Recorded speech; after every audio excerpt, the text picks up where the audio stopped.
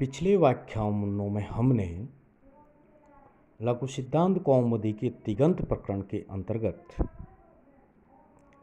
लट लकार, लट लकार, लोट लकार के सूत्र एवं रूप सिद्धियों की व्याख्या को वर्णित किया था।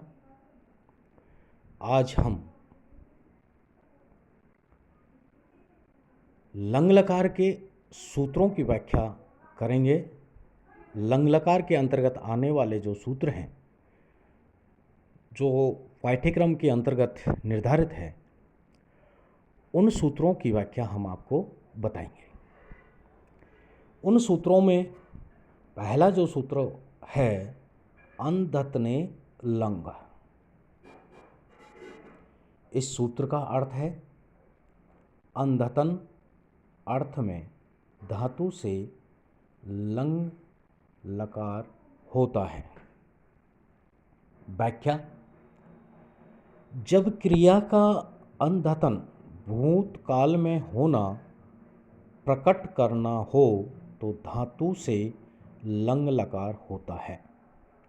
इसका तात्पर्य यह है कि लंग लकार अंधतन भूतकाल का बोधक है।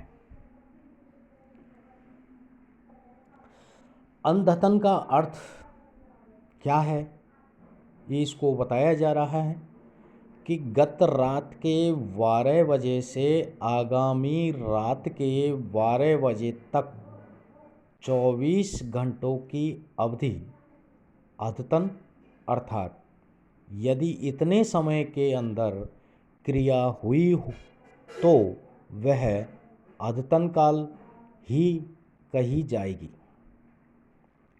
इससे परे जो भी व्यतीत समय होगा उसे अंधतन कहेंगे। भूत और भविष्य दो काल अंधतन होते हैं। जैसे उदाहरण के लिए अंधतन भूतकाल अर्थ में भू धातु से प्रकृत सूत्र से लंग लकार होकर के भू प्लस लंग, यह अवस्था बनती है। सूत्र अगला नंबर 2, लुंग लंग लंग इच्छोडोदात।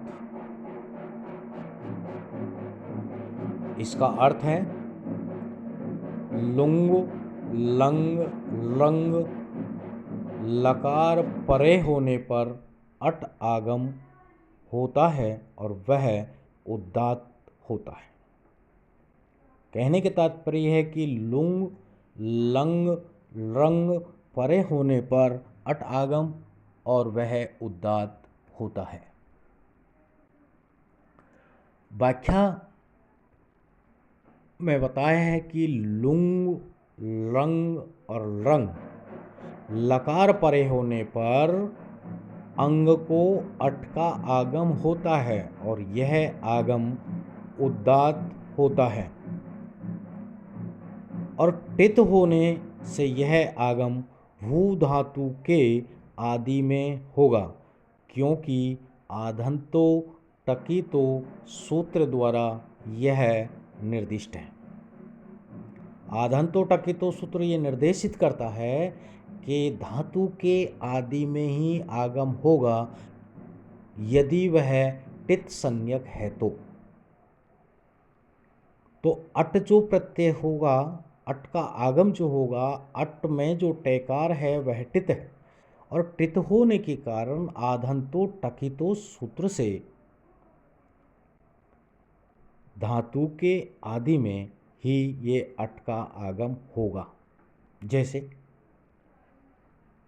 बताया जा रहा है कि अनधतन भूत काल अर्थ में भू धातु से लंग लकार होकर के भू प्लस लंग रूप बना, तब प्रकृत सूत्र से या उक्त सूत्र से धातु के आदि में अट का आगम, जब अट का आगम हो जाता है तब अट में से टैकार का इत संज्ञा और इत संज्ञक टकार का लोप होकर के केवल ए शेष रहता है, तब ए प्लस भू प्लस लंग यह अवस्था बनती है।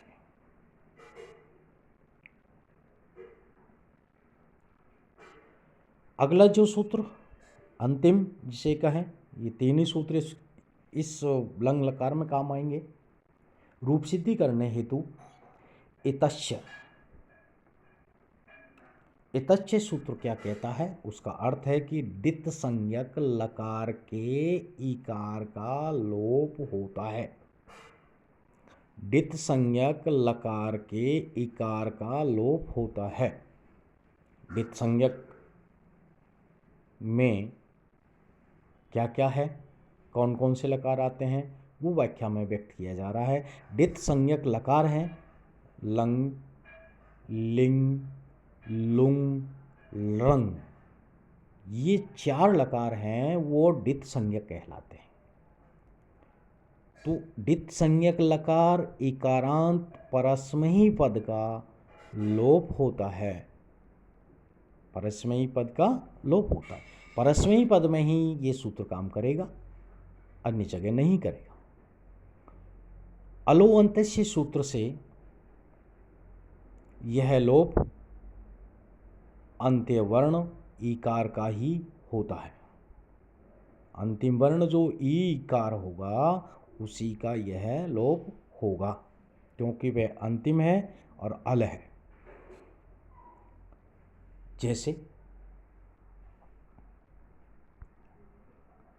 जैसे अंधतन भूतकाल अर्थ में भू धातु से लंग लकार हो करके भू प्लस लंग बना। भू प्लस लंग जब बना तो धातु के आदि में अट का आगम होता है। अट में से ऐशेष रहा, तब ए प्लस भू प्लस लंग बनता है। प्रथम पुरुष एक वचन की विवक्षा में लंग के स्थान पर तिप प्रत्यय और उस तिप प्रत्यय की सार्वधातुक संज्ञा होती है। सार्वधातुक संज्ञा जब होती है तो उसको सबका आगम भी होता है। सबका आगम जब हो जाता है तो धातु को गुण होता है, और गुण जब होता है तो उस गुण को अवादेश हो करके ए प्लस भ प्लस अ प्लस अ प्लस ती यह स्थिति बनती है। तब उक्त सूत्र से या इतस्य सूत्र से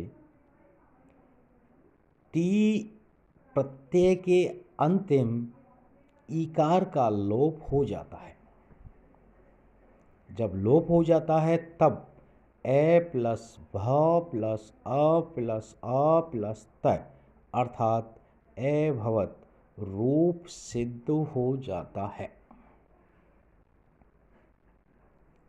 रूप सिद्ध हो गया। तीन सूत्र थे इसके लंग लकार के, वो हमने आपको विस्तार से बता दिए कि इन सूत्रों का क्या क्या कार्य होता है रूप सिद्धि करने में।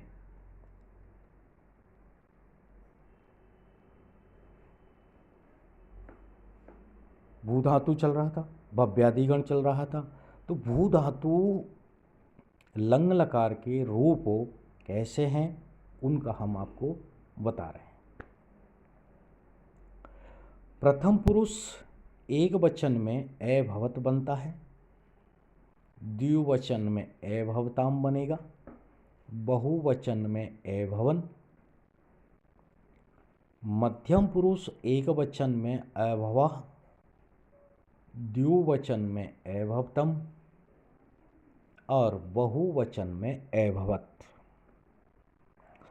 उत्तम पुरुष एक वचन में एभवम, द्विवचन में एभवाव और बहुवचन में एभवाम। तो ये हमने आपको बता दिए हैं कि भू धातु के लंग लकार के रूप ये हैं। इनकी रूप सिद्धि किस प्रकार से होगी, इसके लिए हम अगला व्याख्यान लेंगे।